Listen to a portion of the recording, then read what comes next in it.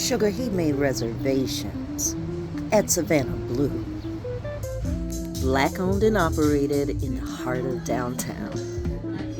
This is sexy northern soul food. I added the sexy part though. Now, when most people think about soul food, they think about something that is heavy and greasy or fatty, and just not good for the soul, let alone the body. But this right here, look at this crab cake. Lump crab meat. All meat. There's no breading. And every dish on the menu was cooked and seasoned to perfection. They also have an extensive wine and cocktail list. After dinner, we walk around the corner and down the alley with a gold door. No lie, it's Willow.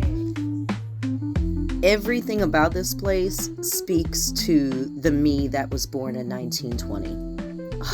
I love it. The atmosphere. Also part of the Black-owned, Black-run establishment that is Savannahblue. This was such a vibe from top to bottom. The next time you're in Detroit, you've got to visit the Willow and Savannahblue.